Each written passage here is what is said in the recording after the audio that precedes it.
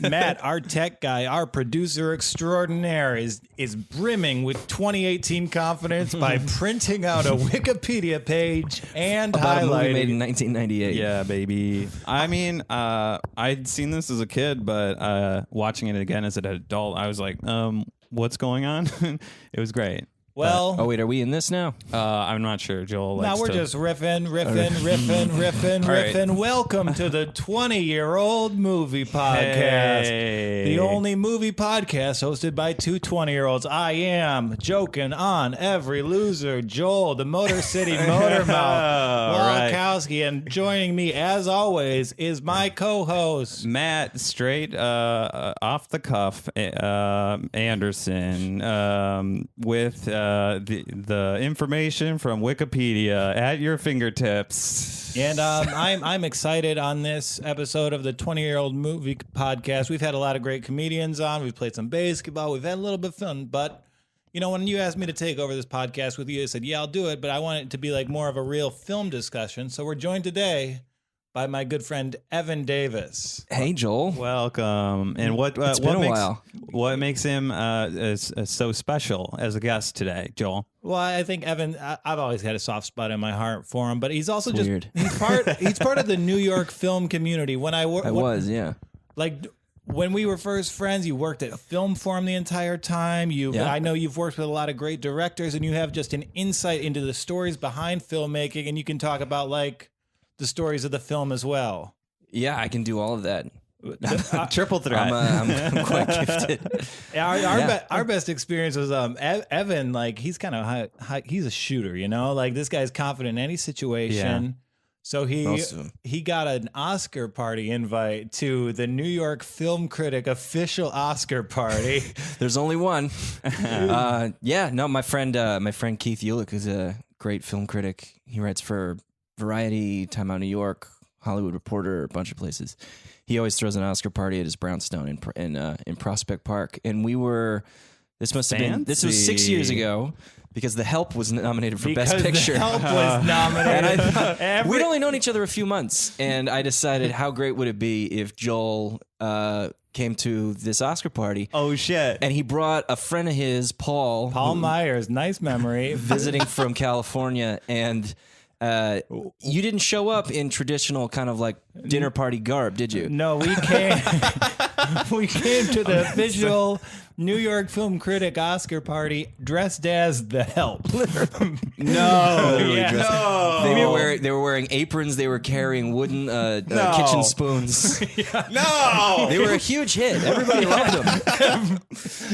Oh, it's not a We party had, like- without Joel. No, We had yellow dishwashing gloves we wore the whole time, and like, Oh.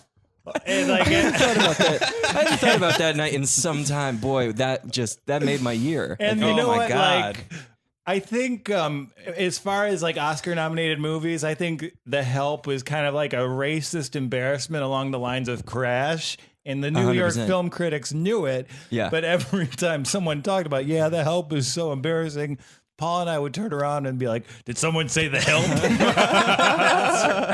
Oh my God. We literally just cleaned this guy's kitchen at one point. Yo. It was amazing because again, like, you know, New York film critics are not known for their wit. Yeah. Or their sense of humor. I mean, they're funny people, but they're just they Known have to be a little more serious. They have a particular way of working, and when they all get together, it's very inside baseball. It's a very close community. And none of them knew that Joel and Paul were coming. I don't even think I had told Keith ahead of time, but I knew because Keith is just such a warm, generous spirit that it would be fine. And I didn't know the direction that it would quickly turn. But again, So you didn't it have was, a heads up. No, They just showed up and your job dropped. and I was tickled pink, and I think my entire night I just delighted in watching everybody else react to them, Right. Because I knew what they were gonna do. Yeah, and it was so stupid in this very like So serious gloriously setting. It stupid. worked really Yeah. well, and I think they enjoyed the bit, but they still had us watch the awards at a separate bedroom upstairs. No, you eventually went in a guest. I forgot about that. Yeah, Like I watched the Oscars, like Wasn't that by choice though? Didn't you start to Yeah. feel a little self-conscious, and that's why you went up? No, maybe. I think there was a lot of You guys things made that an went artistic into choice to watch it in the other room, Something like that. as the help would have done. Excuse me. Well, They were just in character. That's right. Yeah, we were so committed. We have to ask where the servants' quarters were.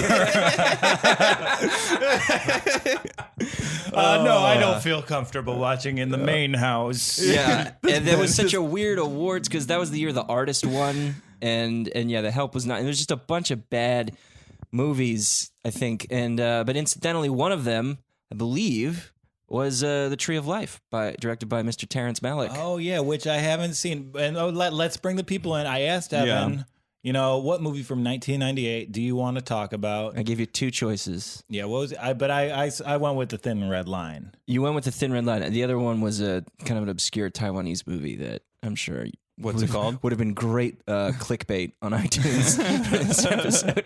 He's called The Flowers of Shanghai, directed by a guy named Ho Xiaoxian. Great filmmaker. But Was it the first like Taiwanese news animation? Yeah, I think you sadly no. trying to bring culture to me and Joel. Which is I knew was a mistake. That's why I gave him two options. Right. I want to see the one with the guns in it. But we chose The Thin Red Line, and I think it speaks to my interests in movies, and it's a fairly well known movie, Right? American movie, nominated for a bunch of Oscars, big movie stars in it. So it's a war movie, so we could find some common ground here. I hadn't seen the movie. I didn't know it was directed by Terrence Malick, and though I do fancy myself a cinephile, which if you're listening, if you don't know what a cinephile is, that's like It's a true. pedophile but for movies. You do sit alone in the dark a lot in both professions. I go to the drive-in so I can utilize my van. It's like I'll get all my movies from chat room. Yeah. There's a drive-in movie theater in Detroit that's just the scariest place you've ever been. Most drive-ins now, yeah, I would imagine. Because who else is going to them? Right. Besides perverts. Yeah, they have like gang rumbles there. Yeah, but a lot of open space. Yeah, it's weird. Like Detroit gangsters now are just the same as the outsiders.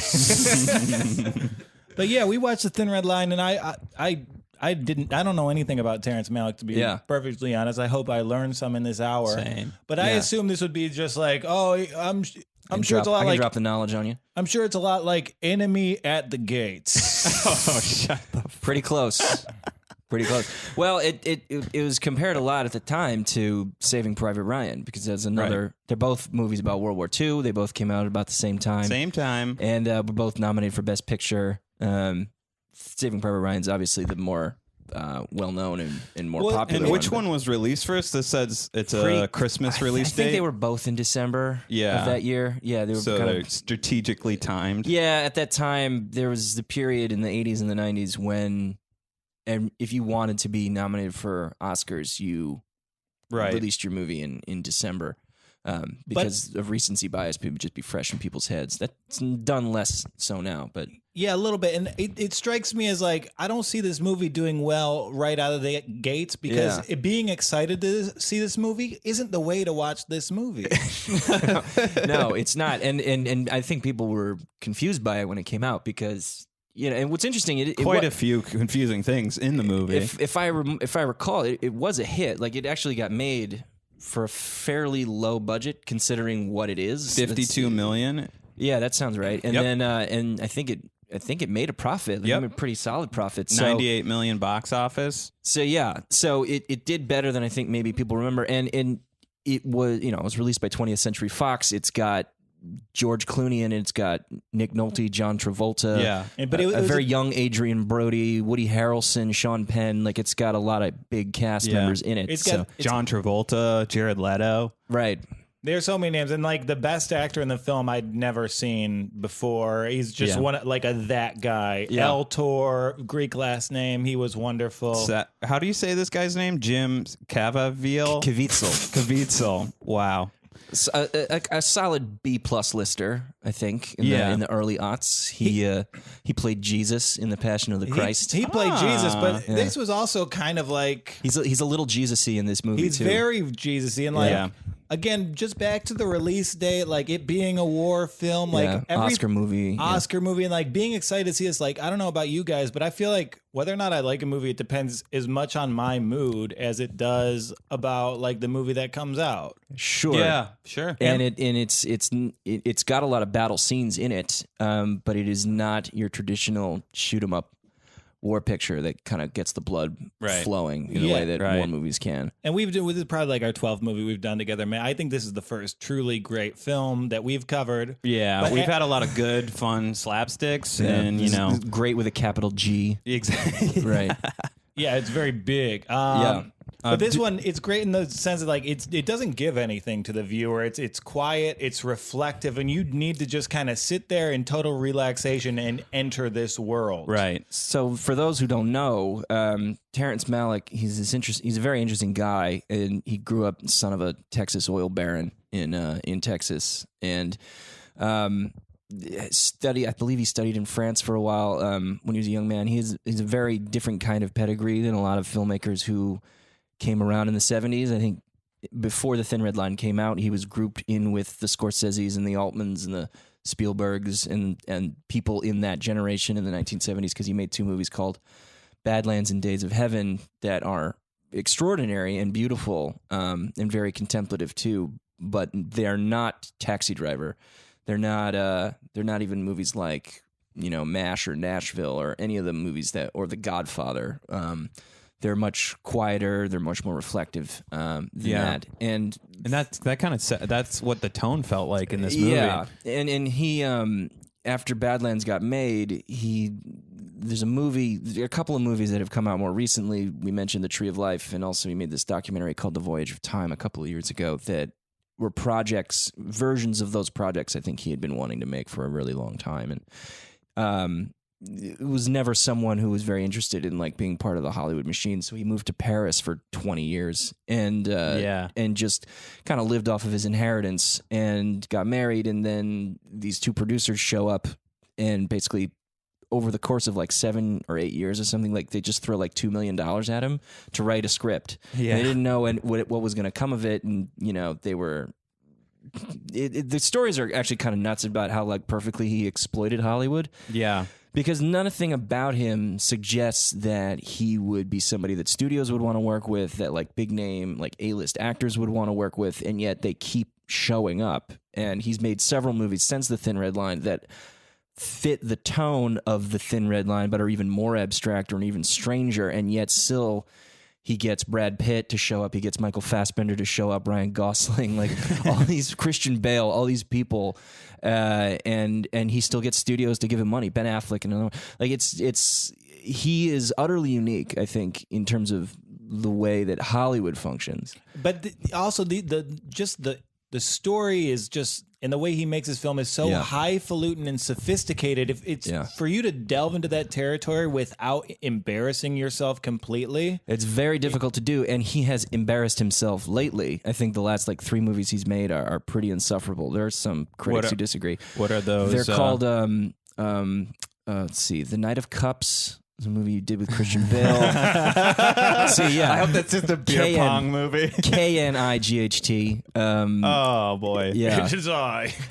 To the Wonder is a movie he made with Javier Bardem and Ben Affleck. And then what's the one that just came out? Oh, Song to Song, which is about bands in Austin, Texas, around South by Southwest. That's Ryan Gosling, Fassbender. Did they have the Rooney car Mara. crash involved?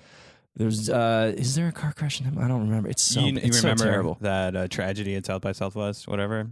The drunk driver killed somebody plowing into all those people.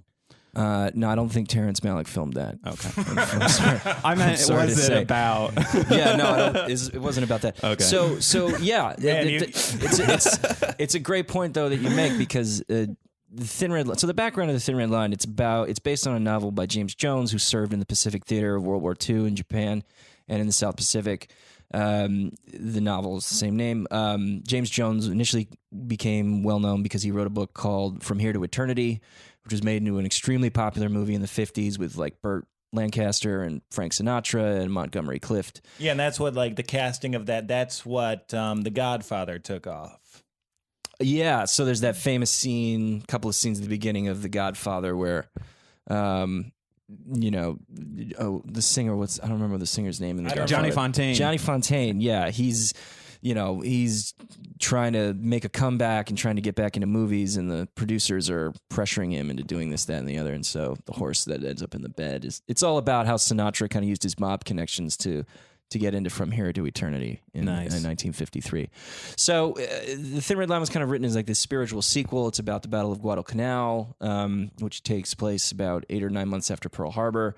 And it was made into a movie in the 60s, I think. In 1964. And it's a very straight-ahead kind of traditional anti-war war movie. Right. And then these producers ask Malick, well, we'll pay you a bunch of money to write a script. What do you want to write about? And he says, I want to adapt this. And the initial script, I think, was like several hundred pages. It was like several hundred pages long. I think it was like 200, 300 pages, it says in Wikipedia. And I think it was much more, at least 300 pages long. On the page, it was much closer to maybe what the book and the original movie had intended to do.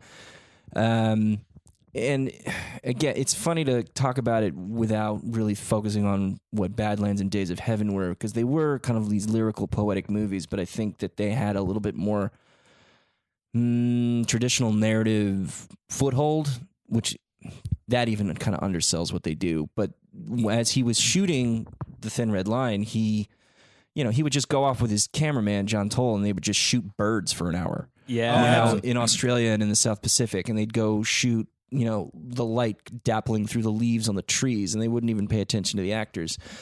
And can I tell you, like, when I see wildlife in a movie, do you ever feel like a disconnect from the movie at any certain point? Because I like realize, like, those birds aren't actors. Like, I saw the owl and its eyes dilate. I'm like, this is real. This is real. You know what I mean? I don't feel it was hard to see that owl's beak, by the way. Like, I'd never seen an owl with its beak blended into its fur so much. Yeah. And I got to say, like, I don't think he paid attention to the actors, which you said, because I couldn't name a single character in this movie. And there are a couple of functions that come out of that. I think one of the things that Malick is interested in this movie, and we're kind of avoiding talking about the plot because there isn't much of one. It's about the Battle of Guadalcanal, and it kind of focuses on this one private who kind of becomes the main character, who has quote unquote gone native and is hanging out with the island, the local AWOL native islanders, and he's been brought back into the fold and is being forced to fight. And rather than focus on the story, I think like the crux of this being a successful film is the emotions and the message. Like, we see Jim Caviezel, Right. He's out of he's out of his platoon. He's living in balance with the natives, and he goes back to his troops. And at the end, he's killed because he faces them again as a member of the army. And by being a part of this entity, he's out of harmony with the world around him. Yeah, and that's very important to Malick generally. I think that's something that he tries to tease out in other movies he's made, like The New World, which is about the settling of Jamestown, and The Tree of Life, which is kind of about everything. But he has a very specific focus on how nature and humanity need to kind of flow together, and there are certain strategies that he employs, one of which is never giving any single character much specific attention. You're never are completely sure of who they are. I really in terms like of that choice. Three-dimensional kind of rounded characters that we normally see in narrative. Yeah. Like a protagonist. Yeah, like and there's such a massive interest in focusing less on narrative rhythm rather than and pushing more toward poetic rhythm. There's a great avant-garde filmmaker named Nathaniel Dorsky who makes short films on 16 millimeter color stock. He used to make them on Kodachrome, which is no longer being made. But his and it's mama beautiful. took his Kodachrome away. Mom, He's not happy about it. where'd it go? But those films, it's just again, it's light through leaves, and it's watching, like how shadow pairs itself against, tree trunks, and nothing that you necessarily can grasp onto in terms of like humanity, but they feel very spiritual. and Malick, I think, brings kind of what Dorsky does into a narrative context in this film. It's extraordinary to watch, and it's, as you say, like you have to kind of meet the movie on its own terms. Yeah, and it's intentionally obtuse. Like it starts with all these formalist elements, like there's voiceover, and then at one point you're hearing a string section in the score, and then you see string players on the screen. I don't know if that was supposed to be the enemy or if he was just that kind of a winking nod. Yeah, but that really popped out at me. A lot of dissolves and like not to take it back. Watching this, you said you needed to be in like a kind of a reflective state when you watched it. I needed to stop watching this like I've had a little bit of a busy week, but it's nearly 3 hours long too. Yeah, it took me 3 sessions to watch this movie. I started Thursday. I watched a little bit this morning, and I watched the last 20 minutes before you guys got here. Right. Yeah. And Evan, how did you watch it for this, or you just have it down stone cold? It's been, when was the last time I saw The Thin Red Line? It's probably been like 5 or 6 years since I saw it.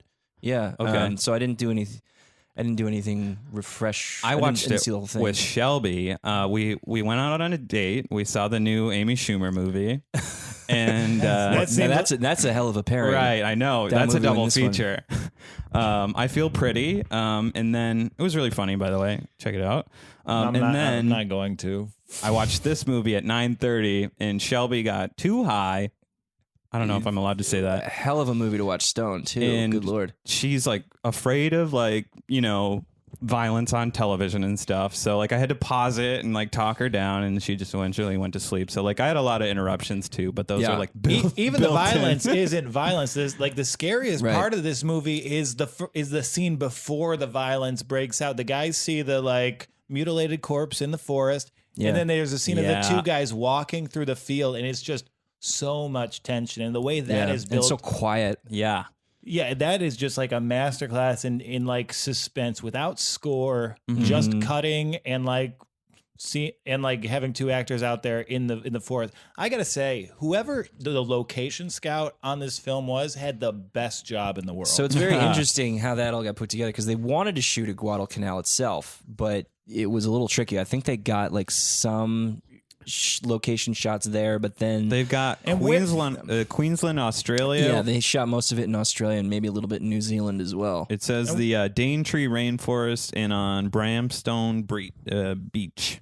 I almost said breach. And where did this? And it's almost intentionally obtuse. Like looking at the soldiers, you can't tell what era it is. Like they look closer to like Hollywood's rendition of Vietnam than it is Hollywood's rendition of World War II. I thought. Interesting. Yeah, I mean, I think that we get so acculturated, or have been so acculturated to what World War II is supposed to look like based on a collection of films that allegedly represent it, that are unfortunately probably mediated to too strong of a degree. No, but all the details of like the characters, the costumes, the music cues, it's all stripped away. So you're just left with this mood. Even like the biggest emotional storyline between like Caviezel and Sean Penn, like that was below the surface. Yeah. So that you just need to like lay back and let this one wash over you. Definitely. A word that is often used to describe Malick's movies is reverie, which basically means waking dream. And I think that when you adopt that kind of logic to it, to understand that this is just going to be an endless flow of sensation, paired with really big, heavy, elemental philosophical issues, that's when you really start to get what Malick is and what he does. There's the critics you were mentioning earlier that at our big Oscar party a few years ago,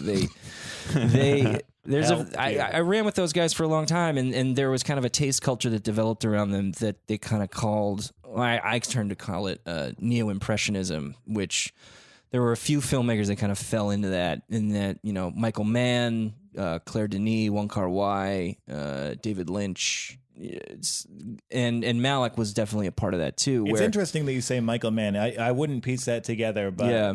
So makes sense. I think that one of the best parts about Michael Mann is that he just gives you kind of still lifes, very brief still lifes that are just full of texture and tactility. Yeah, like and Malick, poetry. his environments live and breathe. That's a great way of putting it. And they take very different subject matter, and they take very different approaches in big strokes. But I think they both love kind of like the cinema of sensation, of creating an impression on you, a physical, tactile feeling impression on you.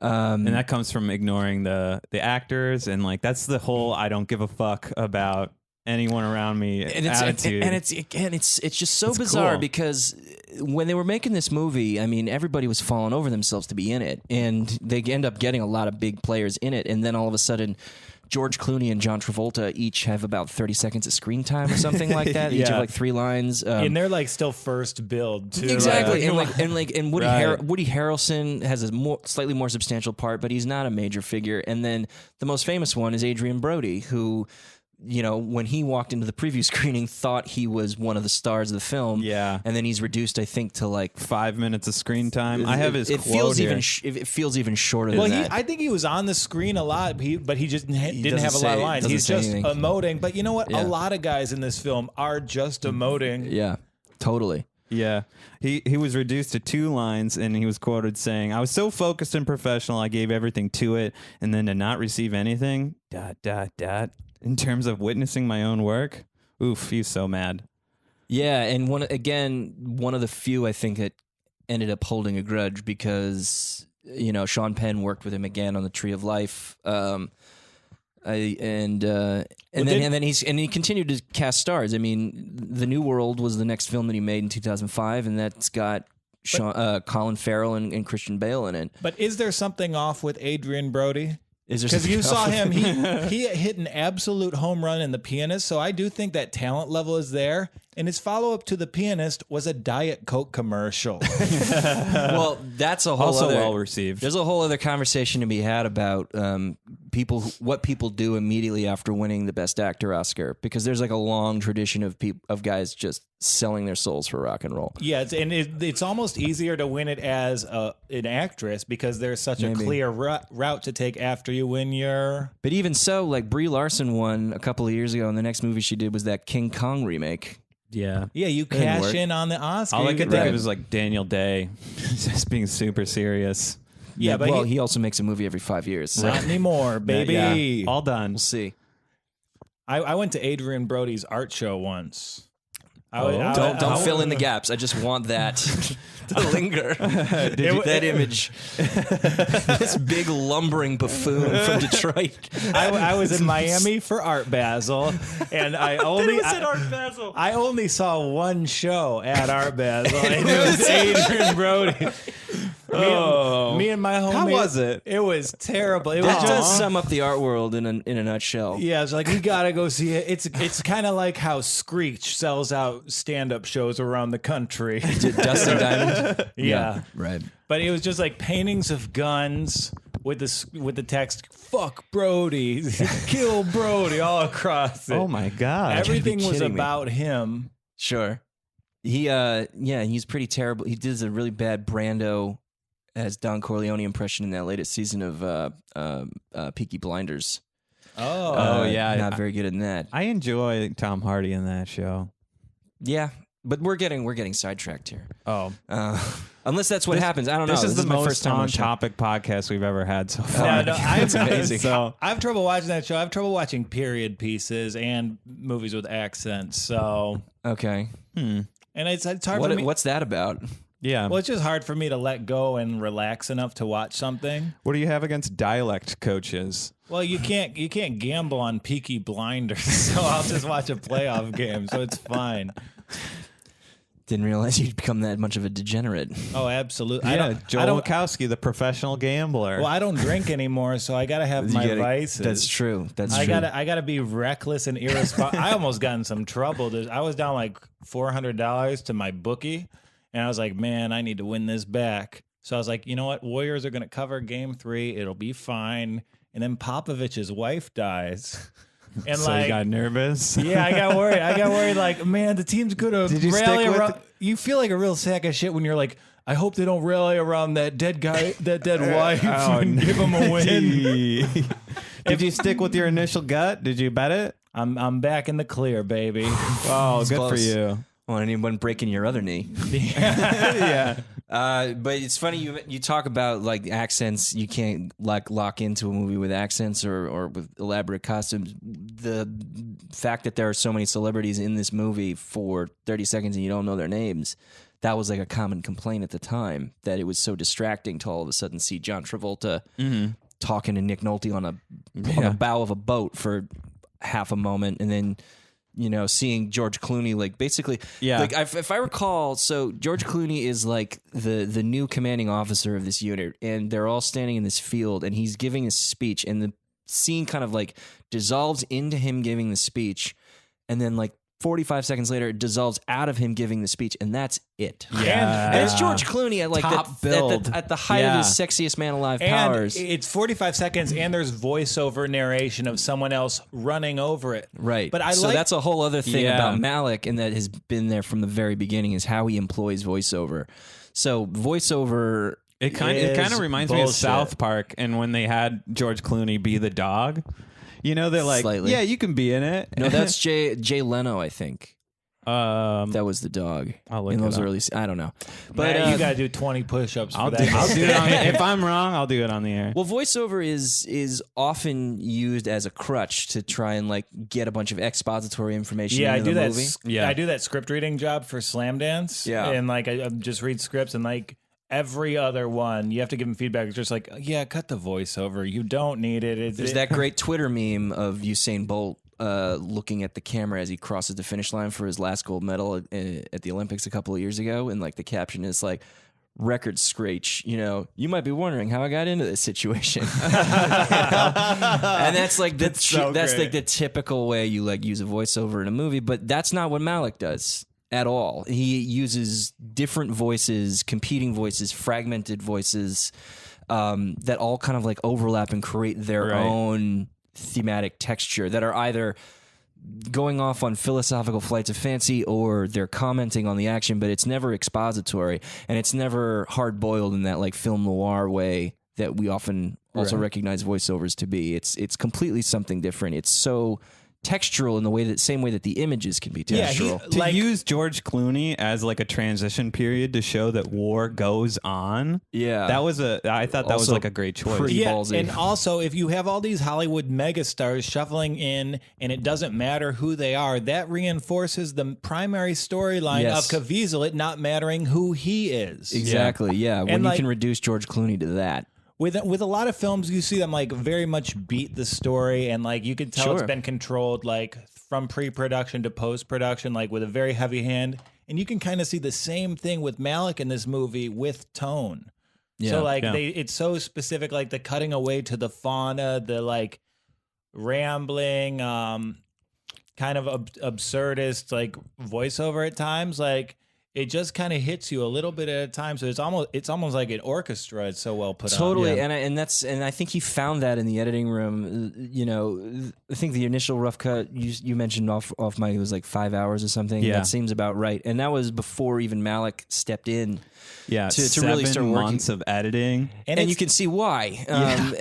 And I think that structurally he had some ideas. But I don't know if he had quite gotten to what the finished product was when he started filming, at least in his mind. And when he was cutting it all together, that's when he really started to find this much more abstracted, elemental kind of approach. Because again, bad as poetic and lyrical as Badlands and Days of Heaven are, they're not this. And my absolute fucking favorite story about how this movie got put together. So Hans Zimmer, this legendary composer. He did the best. He's Christopher Nolan's composer. He did Blade Runner 2049, and he's done a lot of great stuff. And he was the composer for the movie, and the score is great, but Malick, when he was cutting it, did it just basically like I think reel by reel, and he just was listening to it was either Dookie or Insomniac by Green Day. when he was cutting it. I'm not even fucking around. Like, that is the best thing I had ever read about this movie, because he was cutting it to Green Day songs. Make of that what you will. That's a dissertation into itself. Someone could get a PhD out of that. Tossed one of those Green Day songs into the middle of the cut. No one would know. Just over the time of your life is over the closing credits.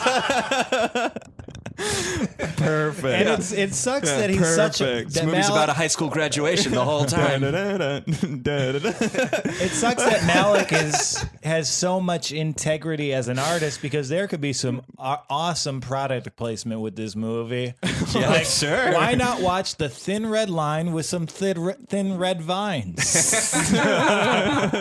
Wash down that Coca-Cola with a nice thin red mint. They could create like their own category. And like thin mints. when they're in a water crisis, they could be like, "Oh, we have no straws to drink this water," and they just bite off the tips of the thin red vines, and then one of them winks at the camera. The possibilities were endless. They really missed a chance there. Yeah. Well, like Caviezel went on to do some advertising for Passion of the Christ, so that's fine. Yeah. I worked for Bob Burney for a while, who runs Amazon Studios. I worked for another of his companies, but the way that he really like became rich, he was well known in the business. But the way he became rich was because he was running the distribution company that bought the rights to the Passion of the Christ. Ooh. And he's not he's not a religious conservative, but he's like, I know this is going to make a shit ton of money. And it did. Nice. Yeah. What if Christians boycott, you know what I mean? Like, what if they boycotted a Christian movie to avoid money? That would be crazy. All right, sorry. Yeah. Yeah, but Christians ignore how inherently capitalist. That's 2 3-dimensional chess for this industry. Definitely. You can't ignore like a movie and then Tithe. Huh? You can't like ignore like a Christian movie and then still have to pay 10% of your money to the church. Like, I gotcha. Yeah. Quick update. It was George Clooney as Sparky the dog. Oh, yeah. Jay Leno was avoiding the cat. the push-ups. Oh, the gay. Yeah. Oh, George Clooney was the gay dog. Yes. Jay Leno was the annoying cat. That's right. Yeah, but then wasn't George Clooney in Bigger, Longer, and Uncut?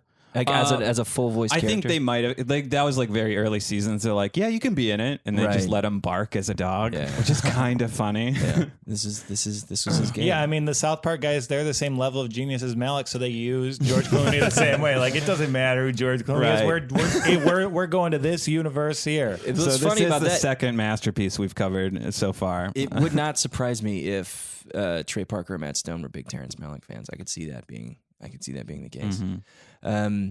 But yeah, I mean, this movie set a precedent, I think, for kind of the next phase of Malick's career. I think he used a lot of the same techniques when he made The New World, and then, which is I think that's his best film. It's an extremely important movie in my life. And then The New World sounds kind of like the sequel to Jurassic Park. What? And yet, what's that one about? It's about the founding. About the founding of the Jamestown colony in 1607. Oh, okay, and its primary character is Pocahontas. But Colin Farrell and Christian Bale are kind of the two stars that he plays around with. And then he got to make his his magnum opus that he'd been working on for like 30 years, called The Tree of Life, with Brad Pitt and Sean Penn and Jessica Chastain. That's equally as extraordinary. And then after that, that's when he made To the Wonder, Night of Cups, and Song to Song. And, you know, this is a guy who went 20 years between making a movie, and then he went another 7, and then another 6. Like, he does not rush himself. And then for some reason, after making The Tree of Life, he made 3 movies in, like, 4 years or something. Do you think he ran out of money? No, I think for some reason he just had this... He stopped making period pieces. I think making The Tree of Life kind of, like, released this big creative block for him. But I don't think they're any good. I think they all kind of take the things that I think make The Thin Red Line and The New World and The Tree of Life really interesting and powerful, and it kind of descends into self-parody, which is unfortunate. But that happens sometimes with filmmakers. Yeah, don't get old, right? Yeah. The filmmakers who stay good into their 60s and 70s is an interesting group, and it's a small group. Yeah. And you know what?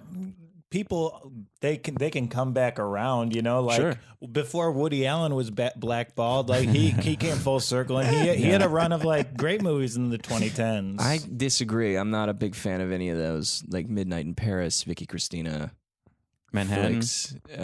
I think Manhattan looks great. It's very uncomfortable to watch now, and I also don't. I'm just how does that community deal with the revelations breaking. Like how does that crew separate art from artistry? Is it like What's comedy the where you deal? just do You like can. bitchy Facebook posts about it? I don't know if I've seen too many of those, but you can. I mean, you still have to deal with the fact that Roman Polanski was this major figure, even though he's, he raped a 13-year-old girl. Yeah. Yeah, but like if your parents die in the Holocaust and your 8-month pregnant wife is like Brutally murdered, you're allowed to rape a 13-year-old Well, I girl. just Is that feel- what you're saying? No, I just You're getting feel- that on record right Where now, are you Joel? going? Where are you going with this, Joel? Well, I just feel like you're probably like scarred to the point where you have no connection to reality, and seeing that like the 13-year-old has come out now and said like, I don't think Roman did anything that bad. Like It's maybe well, give Roman a pass. I don't think it's on the level as like we don't other need to- predators. Yeah, maybe. I mean, the story about how all that went down is pretty horrifying and disgusting. At the same time, his movies are great. It's just something you're always going to have to deal with. Sure. Most artists have some misogynistic or violent thing in their past. Yeah, that you Matt, have to you're contend an with. artist. What misogynistic or violent things are in your past? I'm still creating my past. That's perfect. Well, There's time yet to be a shithead. Exactly. Matt, answer the You know, question. in order to do great art, you need to, I guess, look at Kevin Spacey. And Hey, just as an experiment, I've got a switchblade over there. If you want to go out and slash someone's tires and see how that affects the second half of this podcast, that would be great. We're going to come back after a quick break. Anyway, And we're back. hey, so I feel better about myself after slashing those tires. How did it go? I felt like a real bad boy. I think you should have avoided the single mother, but like other than that, great job. You're really showing some killer instinct. She probably had it coming. Yeah, Matt looked for. I said, Matt, go slash some tires. He said, which car has a child seat in it? He went around and he found like a sticker on the back with just one mom and one baby. And you can see they recently peeled off the dog. And then he slashed their tires. That's the two double whammy. Yeah, Matt is a monster. That's why we host this podcast. Yeah, I'm so glad to be a guest. Did you? Hey, you're doing great, actually. Yeah. You're Did so I- much more interesting than we are. I feel like such a blue collar film person because like I don't know anything about film. It's And, okay. You know, There's always like, time to learn. Exactly. That's why it's like my brain feels like it's hurting right now because I'm like learning. So Yeah, it's cool. I mean, the fact that you even saw a movie like this and kind of met it on its level and was intrigued by it, like that's Yeah. all you can really ask for. Well, I saw it as a kid, and Yeah, but so God, much seeing of it as a lost. kid, you can't see exactly. this as a kid. Like this movie's boring. I don't think I would have. I'm 31. I don't think I would have understood this movie at 27. Like Some of us are slow learners. I'm just now coming to the point where I can relax enough to really take like Yeah. It kind of reminds me of like The Master. Like I went Yeah. to see The Master and I saw the craftsmanship. I was really excited love to The see Master it, so but much. like you're so like perked up to see something, you miss the message. And, Right. and with a movie like The Master, I think Paul Thomas Anderson began to prime us for what The Master was, thanks to There Will Be Blood and Punch Drunk Love. But The Master is just on a totally different level, and if you don't know it's coming, then it's going to be a struggle. So yeah, and filmmakers like that, what's so interesting about them is that they are. Like Malick is as obtuse as he can be, still a popular artist, or at least was at one time, especially when he made The Thin Red Line. And, Right. and Paul Thomas Anderson's the same way. The fact that they can be so rigorous in their aesthetic and thematic approaches and still be to some degree accessible. I mean, they're not making Iron Man money, but they're still, they're not as obscure as some of the it's Ho Xiaoxian, which is the guy who made the movie I also wanted to talk about Yeah. today. So Hey, we will have you back, but it's kind of like in order to say something about the nature of humanity, you can't come out and say it. Like you need to have like if you're good at that, Yeah.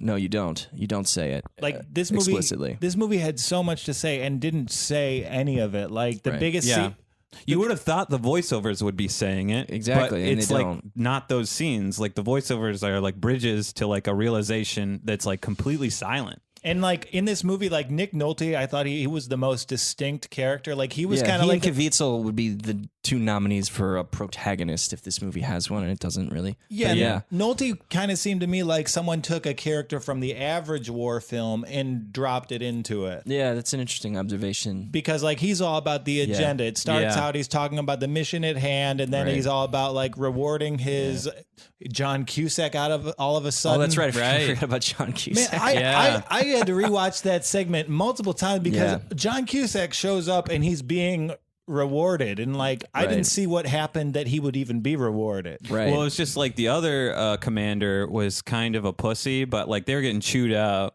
by and that gun. And you talk about the fact that there's one like slice of traditional war movie in the movie. It's that dynamic between Nick Nolte and Elias Koteas. Yeah. You know who? Oh, that's it. Yeah. Elias Koteas was wonderful in he's this. he's a phenomenal actor and never gets the credit he deserves. Well, he disappears halfway. Well, his another masterpiece that maybe you guys want to talk about is the fact that he played Casey Jones in the Teenage Mutant Ninja Turtles. Yeah. Oh, wow. So Well, I want to file that away for future I episodes. know it's Yeah. kind of bad. Like you always compare like every like white jump shooter gets compared to Larry. Dirk, and I see Yeah. Elias, and I want to compare him as a balding man who like has a lot of like empathy, and it's good to easy to relate to him to Richard Jenkins. That's an interesting, Like- like there's the way He's got that. Yeah, because he has that same Richard Jenkins thing of everything he does is embodied with so much dignity. He's a little more minimalist, I think. You love Zodiac, and you remember he's one of the cops in Zodiac that shows up.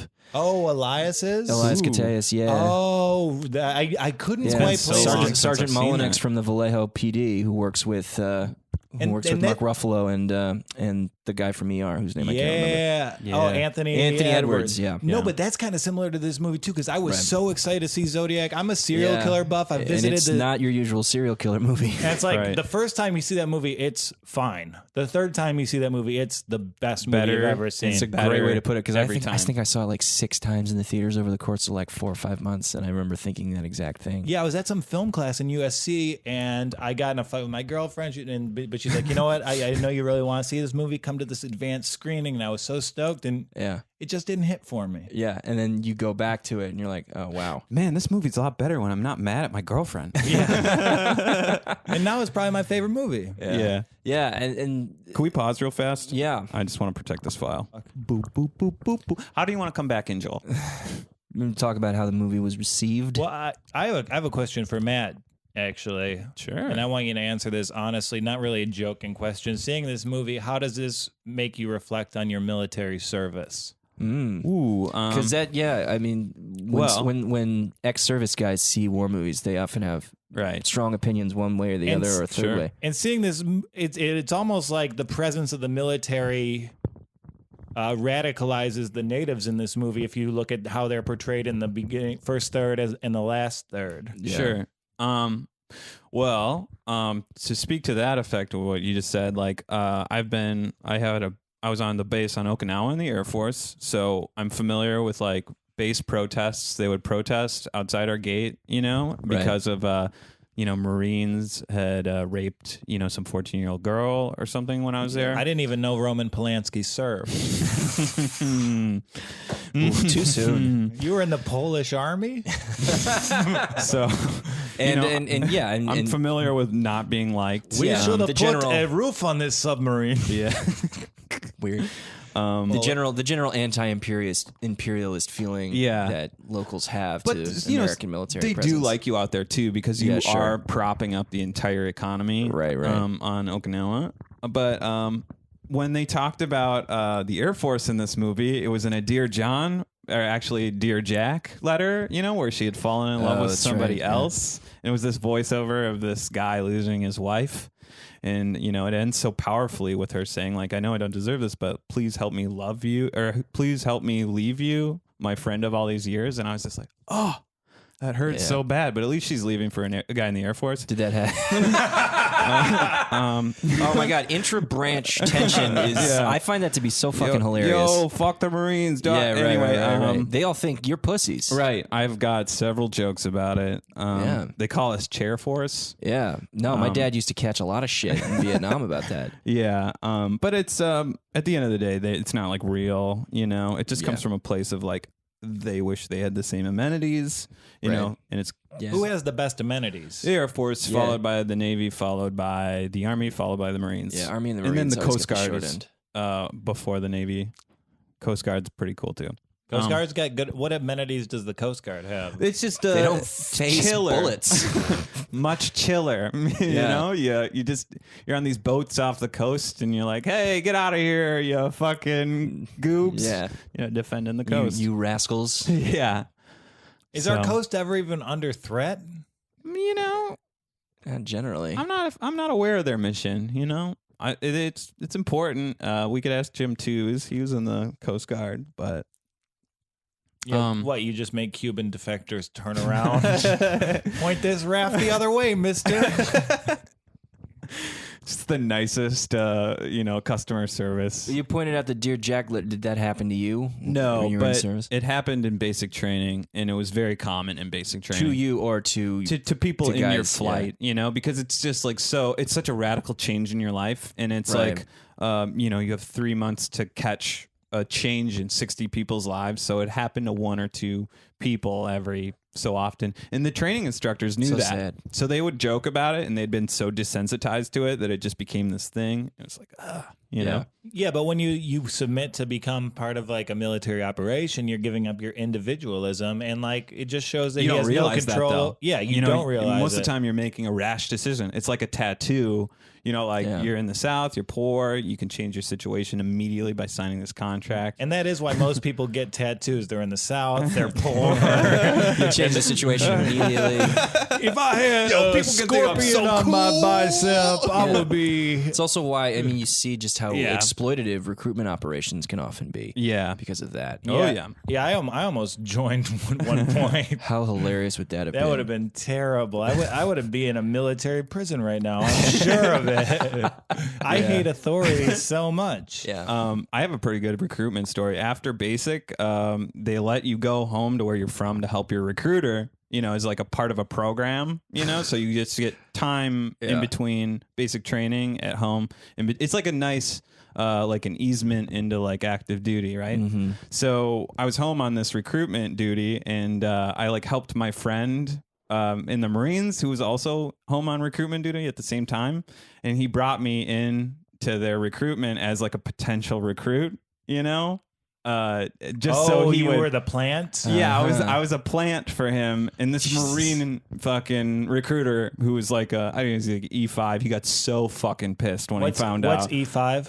It's just like mid-level enlisted. I you know, thought- sergeant. I thought that was an error on the third baseman. Well, given this situation, it kind of was. Yeah, but he was so pissed. He's like, I wouldn't poach one of their, you know, and it was Yeah. like it was great. But Yeah. But you were a plant, right? You were in on yeah, that? I helped my buddy get out of work an hour early when we were both home. 19 years old. Can you switch branches once you're already in there? No, Yeah. that's no. Yeah, your enlistment is for life. Yeah. The other part of this was just like, going over the Wikipedia is like all their ranks kind of informed the power dynamic that Yeah. doesn't really play out on screen as much because, one of our main protagonists is just a private, the lowest ranking. And it's That's like, Caviezel? yeah. But why was he given I didn't understand why he had so much freedom he was just AWOL at the start, correct? Yeah, correct. Why was he welcomed back so easily by Sean Penn's character? I don't know if it would Welcomed be back? Yeah, I don't know if it would be. You could describe it as easily. I think there's a lot of tension there, and I think they were about to invade Guadalcanal. I mean, you Yeah. have to also remember. I mean, not that this necessarily plays into the movie too much, but like Guadalcanal was a big deal when it happened. I mean, Right. This is air power in the Pacific. Yeah, I mean, Midway had happened like a few months before, and that like more or less changed the game and made sure that we were going to win the Pacific Theater. But like Guadalcanal was the first kind of like major sustained operation that like put our boots on the ground in the South Pacific. Like just that was our realized- first major base. Okinawa is also a base in the Pacific. I just It is, in fact. totally blanked on that. That all ties together. That's Yeah. crazy. So it was a really important operation to not only show that like the Americans were going to be successful there, but you could tell in those scenes just that it was so crucial to the top brass. I mean, that scene with Travolta is all about that, where he's like describing to Nolte, is like, this is the big one. Right. So you need all hands on deck. So go grab a guy who's like hanging out with the natives on an island to make sure that there's an extra body there. Right. And he also like he's on shit detail at the beginning. You know? Exactly. Like, he probably lost rank, being AWOL, and they give him one option. It's like go to jail or fight in the bloodiest thing you're ever going to imagine. And I love the guy. He's like, I'm twice the man you are, bitch. I'll fucking fight. If I was directing. Yeah, that's true. And I guess they needed him to fight more than they needed to discipline him. In those situations, I mean, I'm sure it'd be way different if it was just Biloxi, Mississippi. Yeah. You know? Oh, yeah. Another base I've been at. Yeah. Ooh, Mississippi is like third world country. Post Katrina Biloxi, by the way. Man, my cousin found this dog in post Katrina Mississippi, and it came up, and it had its fur wasn't soft at all. It was all bristly. And it had this wheezing bark it did all the time. It was terrible. It's nice now. They got all the casinos back up and running, but thank God. Yeah. Yeah. Makes that place bearable. The people of the Mississippi Delta really needed a win. All they do is win down there. All right. Yeah. I won a lot of gambling on the Mississippi Delta. My girlfriend got mad at me at a casino. She surprised me on tour, and it was it's cool, but all right, we got to be in a car with 2 other people for 8 hours. It puts a strain on the relationship, Sure. And I've been on tour 19 days, and she's like, let's go out and have fun in New Orleans. I don't want to gamble. And I was pissed off, so I just went to a craps table and I just bet against the table 3 times in a row. I hit it every time, and then I walked away. Don't pass Was it 3 Harris? times. I believe it was right downtown New Orleans. Yeah, it's Harris. At least you weren't interrupting a nice streak. Don't pass. If they crap out 3 times in a row, it's you didn't do too much damage to their psyche. I hate gambling. I hate casinos. My grandparents took me to Atlantic City for Christmas, or right before Christmas, and I just wandered the boardwalk thinking about, existential alienation instead while they, hit nickel slots and shit. Yeah, casinos aren't good because they're. I love them. Depressing. Well, they're just fucking designed love 'em. to exploit human weakness. Yeah. My vice, yeah.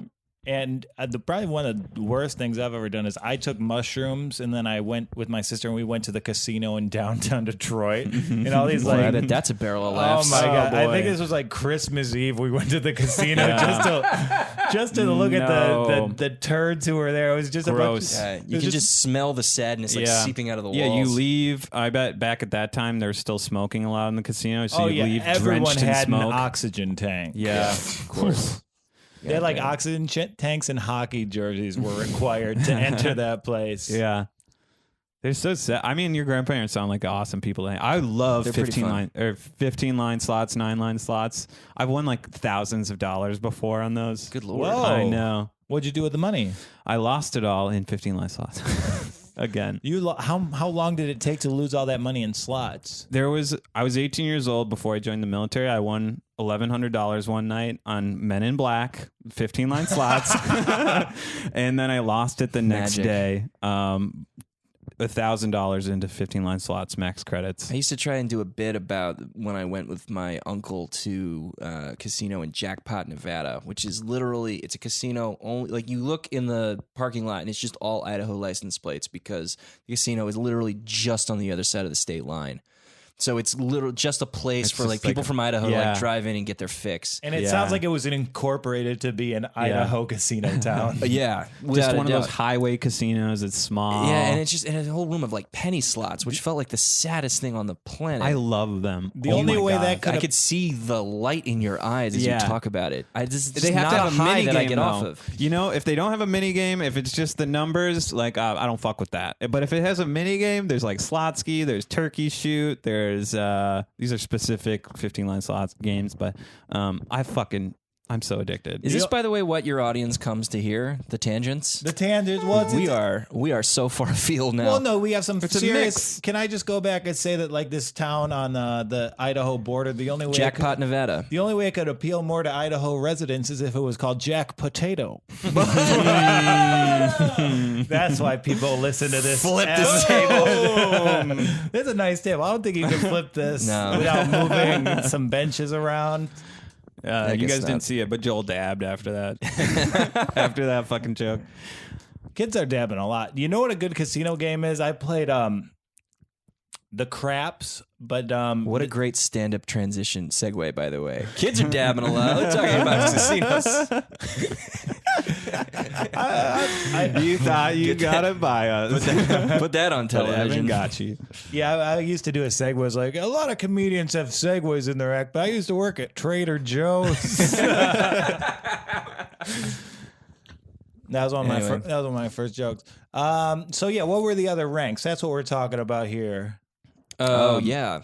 Yeah, so like it just kind of like it informed their Yeah. Even Travolta, the scene with Travolta and Nolte, there's such a like distance. You can kind of just immediately recognize how much more important and powerful Travolta is. Exactly. In that interaction. Right. You know, and how like, as you know, Nolte's a no wilting, you know, withering violet in the movie, but you can just tell how subservient he feels next to exactly. Travolta. You take one look at Travolta and you're like, oh, this guy's too fat to be a soldier. He must be important. Yeah, that pencil mustache. Yeah, you're I gonna know. get away with that in the military. Classic Doug MacArthur. Oh man, Yeah. they would. Yeah, Was that Douglas MacArthur? No, the character isn't supposed to be MacArthur, but like that's definitely the energy that you get from Travolta's character.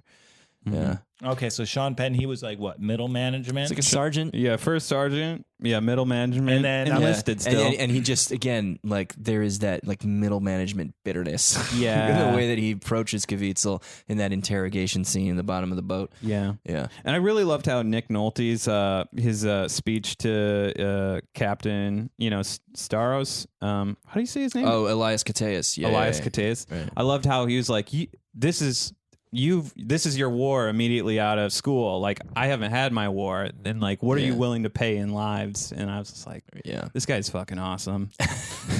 This character is doing it for me. Spoken like a true vet. Yeah. I had like a film and military boner in the middle of that speech. Yeah, So. Matt ordered drone strikes on Iraqi schools. Right after this. He's doing it on his phone right now, actually. Yeah. I'll take that drone strike to go. Fucking crazy. And it is kind of scary now because like you see how like personal war is. You see how everyone's entrenched in it. And it's this immutable fact of life that I think this film captures very well. And I kind of thought like now with technology kind of taking the war out of people's hands, like it's such a dangerous precedent. Well, it's interesting. I mean, I hear stories a lot about drone operators who experience PTSD, even though they're thousands and thousands of miles away from the action. 100%. You know? Just to think like you ended so many lives Yeah. with that a button press. even though it's nominally a video game, in physical practice, what they're doing, it still hits them. Yeah, but that human cost is there somewhere, and it's gonna you're passing that buck along, and it's gonna fall along somewhere. It's a reminder that, and I think one of the things that the Thin Red Line does so well is there's a reminder that war is an eternal toxin in human existence, and no matter what form it takes, whether it's drone strikes or whether it's being face to face with a starving, half crazed Japanese force with bayonets, like it's gonna do the same shit to you. Yeah. Did it do anything to you, Matt? Oh boy. Because you're so wholesome. Like I ask you about how did this movie make you reflect on your military service, and you say like, oh yeah, I got my friend off early for an hour. True. I mean, it is a good film, and it does make you think about the cost of war. Especially one of the scenes that I thought was the most impactful was the dead Japanese soldier voiceover. Yeah, where they very like do a great job of humanizing the enemy. And when I was in Okinawa, I just remember this, but like I went and toured their underground tunnel system, and there's like you can see like grenade blasts in the wall, and it's just like this very like I feel grateful that I'm in this time and not you know. I didn't have to fight a war, and I get to be soft, like Yeah, we're all so Elias soft. Koteas, how do you say his fucking name? I fucking You said it correctly. Elias Koteas. Elias Koteas. Yeah, it's as Greek a name as you can Come find. on, man, have some confidence. But that's a great point about the Japanese voiceover as well, because one of the effects, and I think that one of the intentions of the way that he incorporates voiceover into his movies is to just kind of create this endless unified flow of humanity. And when you're making a war movie, it's important to make sure that like every human being is a part of that flow. Right. So it was a very smart choice on his part. And it's doubly impactful because the enemy, for the most part, is absent in this movie. You don't see them very much at all, as you would think with a war film. Right. Again, because as you mentioned earlier, the violence is so abstracted. Yeah, and the thin red line, that relates to what? Where the trenches are drawn? Ooh, I believe great question. so. You that know, was the actually- first question I had about this movie. Is like, well, they didn't say the thin red line at all in dialogue. You know what a movie says? Yeah, I don't know. I mean, I think I've tried to research the etymology of that, but also it kind of speaks to, this is just one potential interpretation of many, is that, you know, the color red is often associated with anger and violence and blood, and so you could almost say that the thin red line is that very porous border between humanity and destruction that I think this movie tries to tackle. Yeah, and it is That's weird. pretty close to what it says on Wikipedia.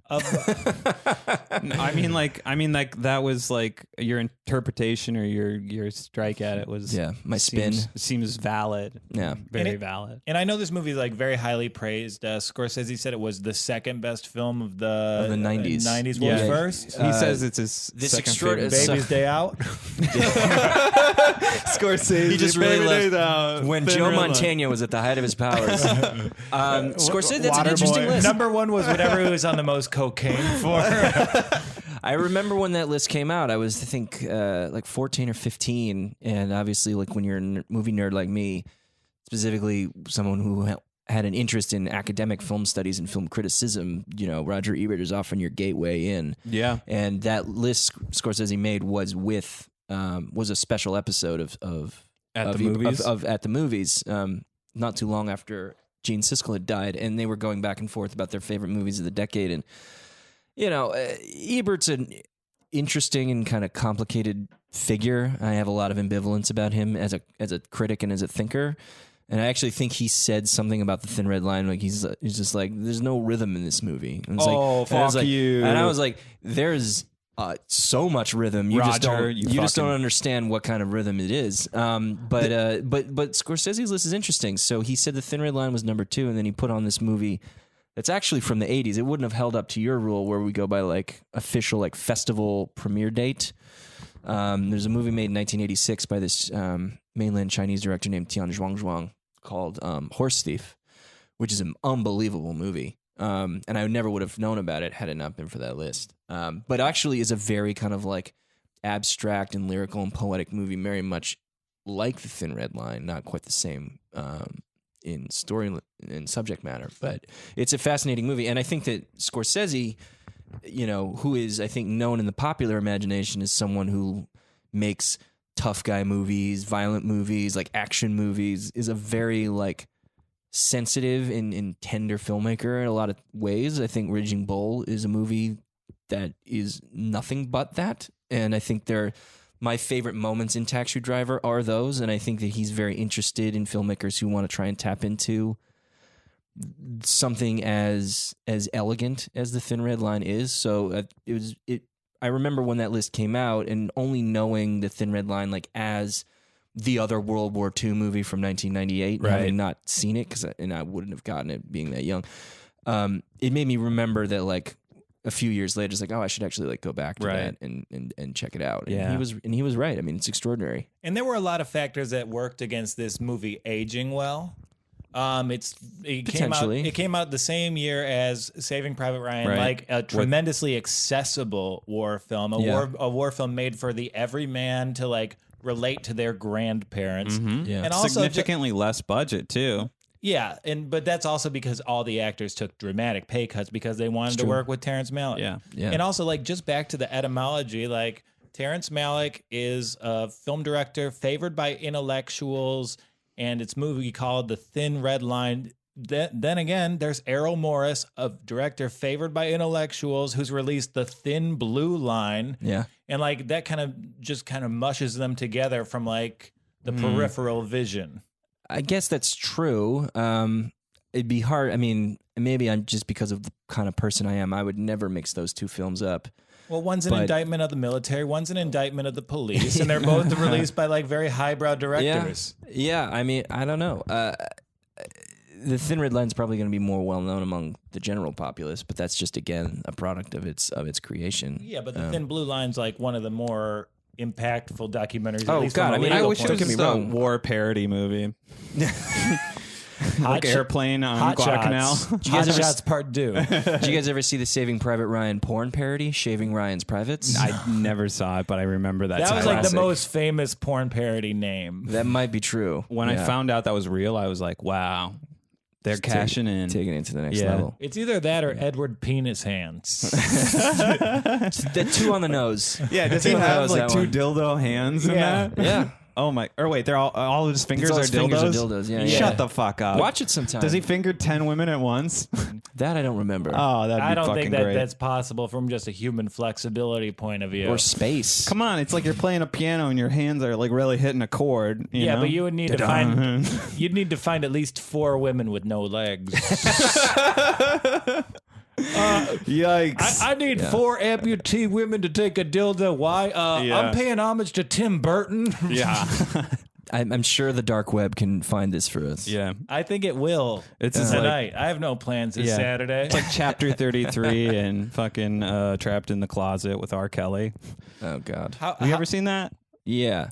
That should be studied in film school, right? I'm certain it is. I actually can speak to that it is. Yeah. Really? I had friends in some media studies classes who would show it to their students. Yeah. Yeah, you can study anything in film school. And when I went to USC film school, I took a class in Yao Ming.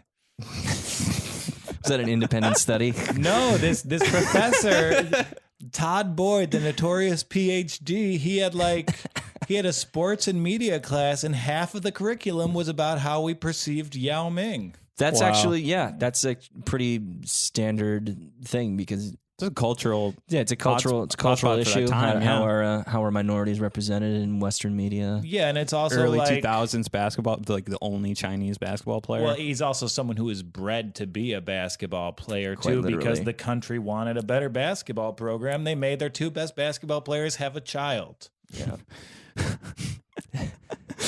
That's I mean, you crazy. laugh, but that's exactly what happened. I mean, no, like when you hear it like that, you're just like, damn, dude, they fucking. It's weird that they only made 1. but like You need at least 12 for a full squad. Yeah, but now, like with the rise of sabermetrics, you'd be like, "Yeah, we gotta have our best 3-and-D guy, our best 3-and-D girl." Who can drive the lane? Yeah. How are they doing that with the NBA and WNBA yet? Man, it's kind of funny. Like Candace Parker had a baby with Sheldon Williams, who was like Sheldon Williams. He was a Duke player. He was picked 5th overall, and he was a terrible bust. But the God. marriage didn't work out, and so now Candace shit. Parker has to like support him financially. That's great. I mean, she's amazing.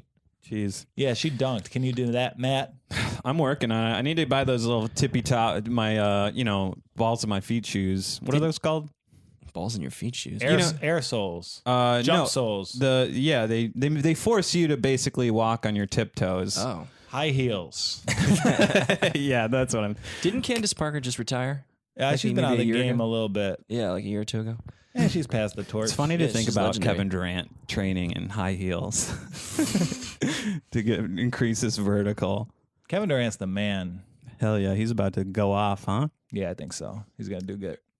Um, Warriors are gonna beat. They're gonna sweep the Pelicans. I don't care what anyone says. so earlier, I am who I am. I've got to be. I know.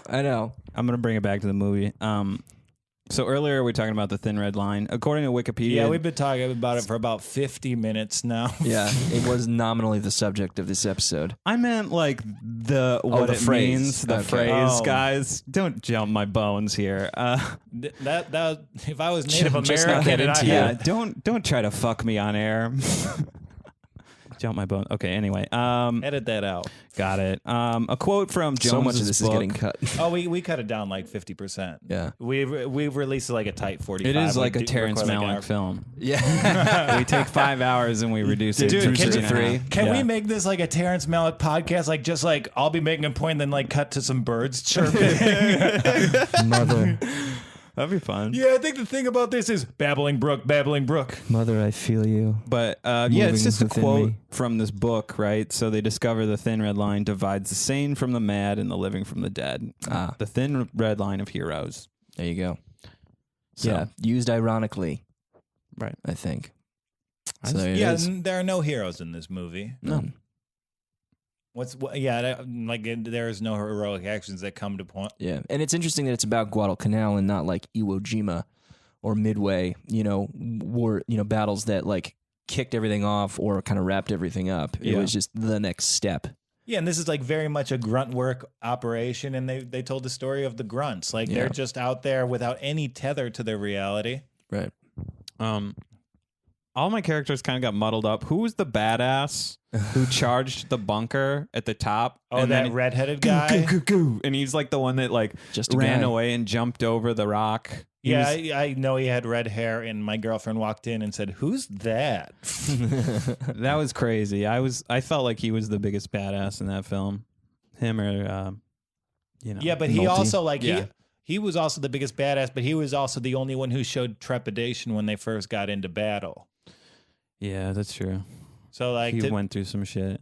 no, you like to be a badass, he conquered the demons that were within him. And so like he was more committed, and that was like a little bit of an emotional journey he went on there. Yeah. Love that. Just a little arc. What was his rank, Matt? What was his character's name? Probably a private. I don't even remember. This is Or his actually a actor's character name? Uh, I do not remember. The Andy Dalton looking motherfucker. Yeah, I know. Yeah. That's your only redhead reference. I wish it had in parentheses redheaded fucking stepchild next to their character's name. Yeah. Yeah, well, I could have said Damian Lewis, but you don't want to get me started on Billions.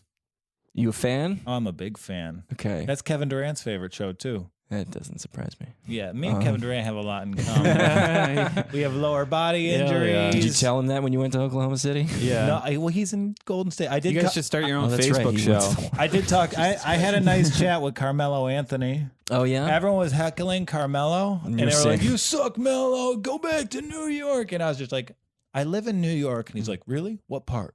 Yeah. And I said, "Bushwick." He's like, "Oh, you've been to Roberta's?" And like, Fuck off. He did not. yeah, he did. And I was like, Jesus. "Yeah, I've been there." He's like, "Well, who you rooting for?" And I've got the owner of this team, who I'm not going to say, next to me, so I Yeah. couldn't answer the question honestly. So I just said, "I'm a Detroit fan," and he said, "Oh, enjoy that Blake Griffin contract." See, Damn. Melo's got a sense of humor. I like to see that. And It's I've never funny. liked Carmelo Anthony. I am now a fan for. I got Fan for life. I got yeah. pushed by Steven Adams at that game. Oh, that's cool. yeah. It was the You most. get his mustache sweat on you? It was the most surreal moment of my life. I'm walking off the court next to Robert Kraft, This is part 2. and then like Joel's basketball tales with Joel. I am an ambassador of Yeah. the game. Like long term, my goal for my life is to get in the Basketball Hall of Fame. I gotta get. Yeah. I gotta introduce you to my friend Clark. He's a barber, and he's from Salt Lake City. He's a huge Jazz fan, but he loves the NBA. Oh, I feel like and- you guys would get along. You know what? I need some people to talk about the Jazz with. Yeah. I'm very passionate about them. With the Pistons being in such a rut, I'm close to becoming a Jazz Do you know my fan. grandmother was a massive Jazz fan? Really? That was most of our conversations. My father's mother. My father grew up in Idaho, and she was a huge Jazz fan. She like all of her like little female friends would all like get together and watch Jazz games together. She's had a lot of shit to say about Karl Malone and a lot of nice things to say about John Stockton, and I realized what it really meant. Yeah, but I was under the surface. They're on the same team. It didn't matter, you know. Yeah. Malone didn't hustle. You know? Oh, Jesus. Didn't have good values. the way that Stockton look at did. this guy working out there. You know, Stockton was like a piece of shit off Yeah. the court. But Karl Malone was my favorite player as a kid. I was a Jazz fan in high school before the Pistons turned my it God. around. So yeah, you and Clark Walker got to meet. We got to get you guys together. But the indictment on Karl Malone is like he had a kid being drafted in the NFL. And then when you did the math between his mother's age and the kid's age, it turned Whoopsie. out Karl Malone's got some Roman Polanski in him. Oh no. It'd be cool if like we've made that a step, took that a step further, and we made Karl Malone direct Chinatown. I like this nose. I like breathing through it. Yeah, they fuck up his nose with an elbow. They cast Isaiah Thomas in that part. Which is the Polanski part. Polanski's the one who cuts Nicholson's nose in that movie. Yeah. Yeah. That's funny. Yeah, my dad was so excited to tell. Like, my dad loves Roman Polanski because, you know, He's Polish. That's the only reason. He's a Polak who's had a bad life, so he really relates to Roman. Your pop's hysterical, man. Yeah, he's funny. Both your parents. I like both your parents. My mom's a great lady. My dad's a great man. He Shout out to the Wachowskis. My dad shows up. He's like a character around town in Bloomington, Indiana. Yeah. If you're a comic who I know and you're working the You attic. work in the attic. You go like say hi to Bob Wachowski. No, he shows up. He gives you a switchblade. He gives you a two-sided quarter and some loaded dice. And like he's so comfortable. Bob Wachowski gift basket. He's so comfortable there. Like I was talking to Tom Takar, great comic. He's like, yeah, your dad's just so comfortable. He walks into the green room now. That's so funny. Meanwhile, I can't work that club to save my fucking I was going to life. ask, do you work the attic at all? No, the only way to work the attic is to get past it, get into the Limestone Comedy Festival, and Oh, I've just never gotten in. Weird. What a weird business. I don't miss it. Yeah. To be honest. It's a fucking hustle. So I mean, we're coming up on our time here. So if we had 5 minutes to cover anything else about the Thin Red Line that we haven't yet, what would you guys say? I think I've hit all my points. I mean, I think it's a truly important movie in my own life. It's a truly important movie in Terrence Malick's life. It got him back into making movies, and I think it helped shape a certain strain of style that shows up in a lot of different people's work. That's really, really important. It's again, there will be some critics who will fight me on this, but it's a shame that he's kind of gone off the rails lately. But this was a legitimate kind of seismic event in his comeback. And I love it. I absolutely love this movie. And you just see like Malick doing things that are a higher degree of difficulty than any other director's doing. Like one scene before the battle is like at first third of the movie that it's still like that kind of like the tension of nothing's happened yet. Yeah. And then he uses a sunlight cue to add tension to the scene. Get the fuck. And I read up on it and he like waited. He shot the scenes in 3 different like varieties of sunlight, which is insane to be that organized. Yeah. There's kind of like if Apocalypse without being organized. That's the funny part of it. Like I think he knew absolutely what he was trying to do, but it seemed so instinctive on set, the way people describe it. And it probably to a certain degree was instinctive for him too. I feel like he was mean to his editor. He's his own editor, isn't he? No, he's got 3 editors. He worked with like 3 different editors. I don't know if they were mean. It was a lot of work. I was reading something that was like He pretty. didn't get along with his producers after a while, but Right. I think the editors and he had a pretty decent relationship. And I think this movie's unique because it's the rare war film a conservative won't like. Well, I mean, I think anti-war movies in general, I think, have a kind of complex relationship with people on the right. But again, there's no anti-war movie is quite like this one. I mean, they shot for 124 days. It says, 100 days in Australia, 24 days in the Solomon Islands. Yeah, it's a long shoot. Like. Just like the stories that you hear about this guy, like, okay, when Sean Penn met Malick, he said, "Give me $1 and tell me where to show up." It's like that's the kind of amazing part about his legend and the people that he had working for him. Like Mike Medavoy is his agent, and Medavoy is this kind of legendary figure and very powerful figure in Hollywood. But Man. I think there's just something so unique about him. And there's a mystique that has been shaped around because he never gives interviews. He never likes to be seen in public.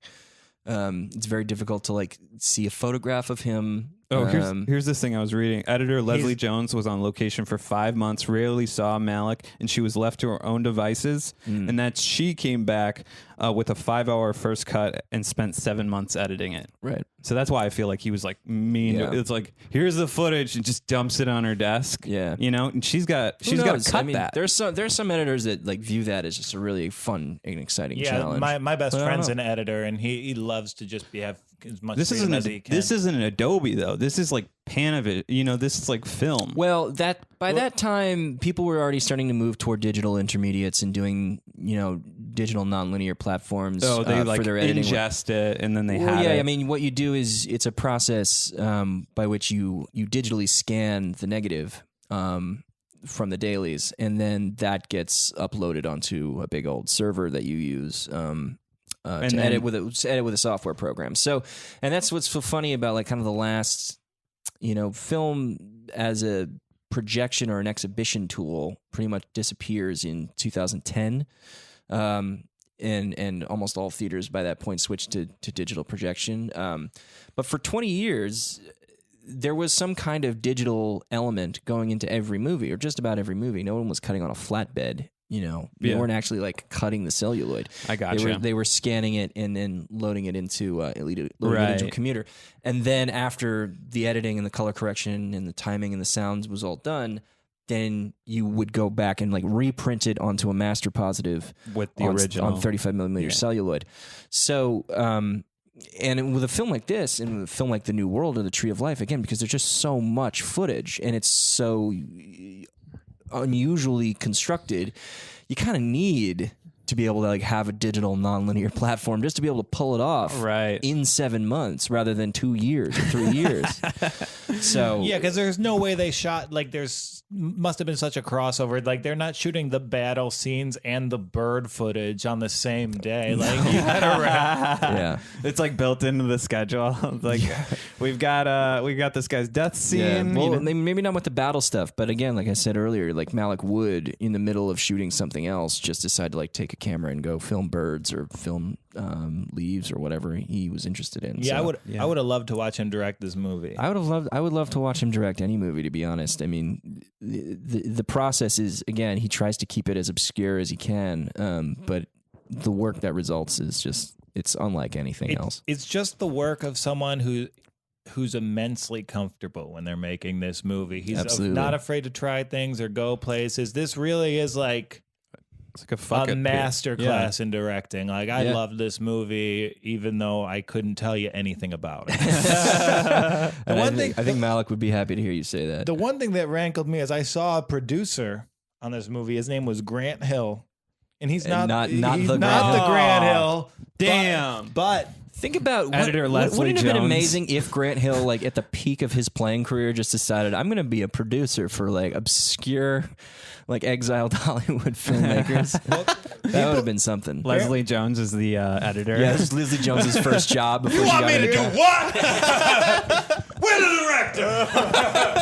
He out shooting. I'm in the jungle, editing by myself for 5 months.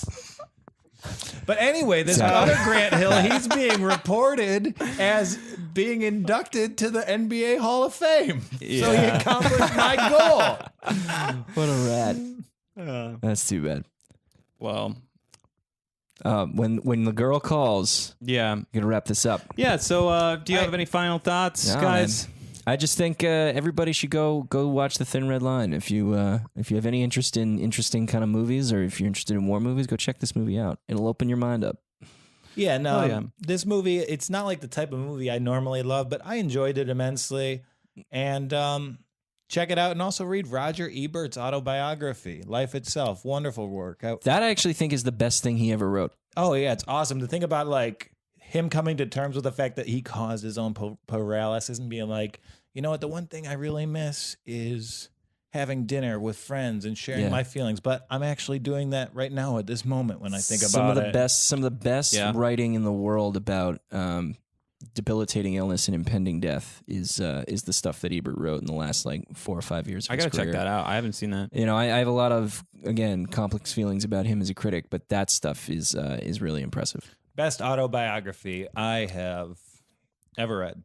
Cool. Yeah, it's All up right. there. So, Evan, I know you've been out of comedy for a few years now. Do you have anything to plug? I know you. People can see you. You've got some output. Yeah, I mean, I wear a lot of hats, but you can find me on MLB Network every now and again talking about baseball because I've been a sports journalist now since I quit comedy, and otherwise, at Evan Davis Sports on Twitter.